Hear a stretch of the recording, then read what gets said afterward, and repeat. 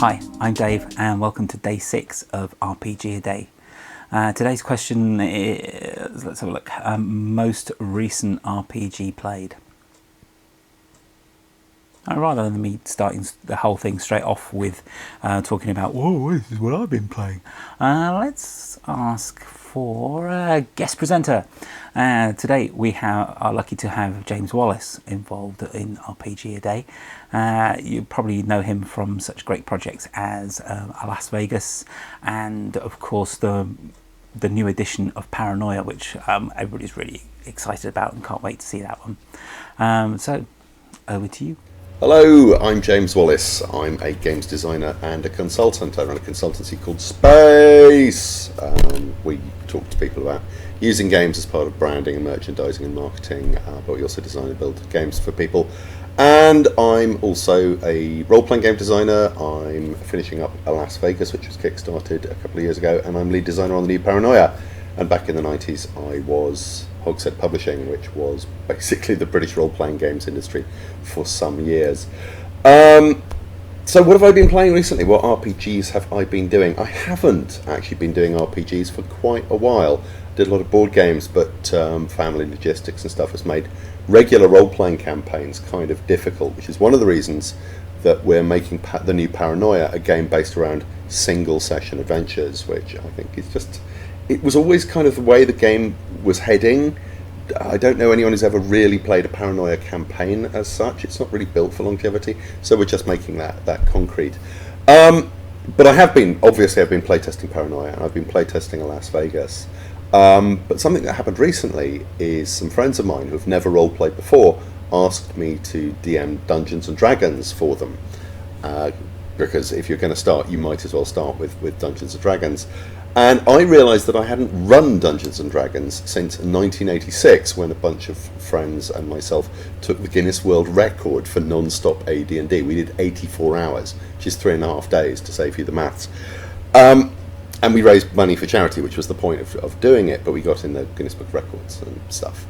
So it was really interesting going back to D&D, which is a system that I've not looked at in 20 years. 30 years, and to find out how it had... I'd looked at it, I'd read it, I'd judged it for awards, I just hadn't actually played it, I hadn't seen it working live.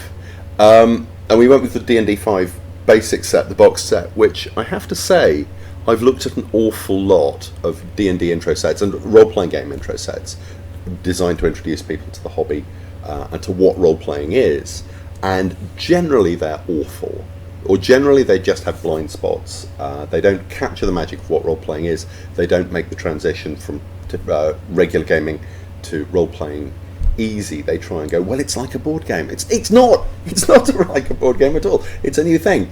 I'm impressed with the D&D 5 box set. I still haven't quite got my head around all the rules and the way they work, but I really like the feel for them. I think it's genuinely picked up the best of all the previous editions of D&D, put them together in a format that really works. It's very easy to get a grip on characters quickly, to work out who they are, why they're there, and what they want to do, which is absolutely key in any form of storytelling. And we're having a bunch of fun with it. We're in a couple of sessions. No, we're one session and we're going to do the second session. I've been thinking about the second session. And at the moment we're basically bonking goblins on the head a lot. But, you know, it's an easy in. They're having a lot of fun. There's more stuff to come. There's plotty stuff, there's narrative stuff. They're already building up nice interrelationships between the characters. They're rolling a lot of polyhedral dice. And it's great. It's great to be back. It does feel like a real homecoming, like a return to where I started playing back in the early 80s.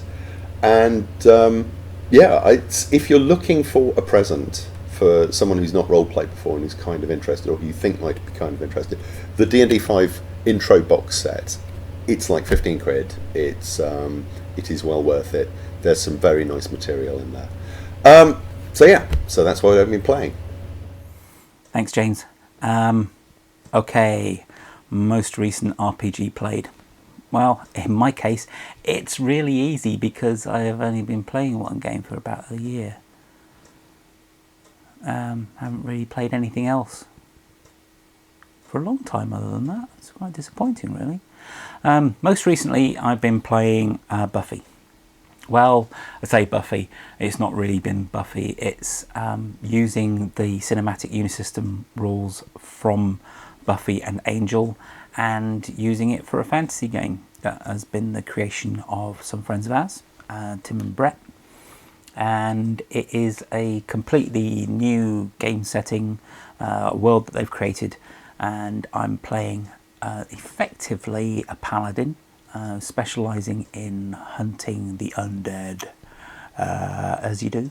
And they swear an oath a bit like the Night's Watch and stuff like that. And my character is a female paladin called Katrina, who is about the only character in the party who wears armour, because everybody else lost theirs during a massive shipwreck, and I managed to get some because I'm that tough. Unfortunately, she's quite a newbie when it comes to being a paladin. She's only just left her mentor. She's only just really an apprentice paladin, so she's pretty crap at everything except hitting things with a hammer. Hey! Everything else just seemed to fudge the rolls and just end up falling over and falling out of a tree or falling down a hole, or yeah, good job for the armour, that's all I can say. So that's what I've been playing most recently. What about you? What's the most recent game that you've played? It's a pretty basic question, but it's a great example, chance for you to tell us about what you've been playing most recently. I'm interested to find out. Tell me what's good. Don't forget to spread your response over the interwebs with the hashtag RPGaDay2015. And you can also download the image, which should be appearing in that corner somewhere. Hopefully, the lovely image as done by Will Brooks. You'll be able to see more of his work coming up soon. Nothing to do with me, of course, but he'll be everywhere, believe me. Until tomorrow, stay moldy classy.